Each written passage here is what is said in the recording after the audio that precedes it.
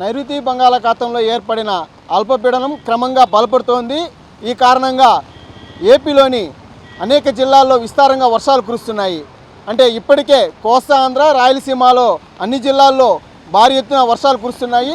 నిన్న రాత్రి నుంచి ఎడతెరిపి లేకుండా కురుస్తున్న వర్షాలతో జనజీవనం పూర్తిగా స్తంభించిపోయింది. అలాగే పూర్తిగా రోడ్లన్నీ జలమయమయ్యాయి. అలాగే కాలువలన్నీ పొంగి పొరులుతున్నాయి. ప్రధానంగా ఈ కల్వర్ట్లు కానీ అలాగే అండర్ బ్రిడ్జిలు కానీ పూర్తిగా నీట మునిగాయి. వీటిల్లో ప్రజలు రాకపోకలు సాగించాలంటే చాలా ఇబ్బందులకు గురవుతున్నారు. అలాగే ఎడతెరిపి లేకుండా కురుస్తున్న వర్షం కారణంగా చిరు వ్యాపారులు కానీ అలాగే దుకాణదారులు వ్యాపారాలు చేసుకోలేక ఇబ్బందులు పడుతున్నారు.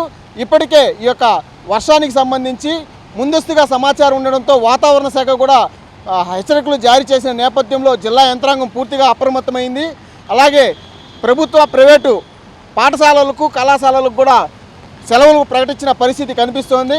అలాగే ఏదైతే ఈ యొక్క వర్షం సందర్భంగా ప్రజలు ఎవరు బయటకు రావద్దని కూడా ఈ యొక్క అధికారులు పూర్తిగా హెచ్చరించిన నేపథ్యం అయితే కనిపిస్తోంది.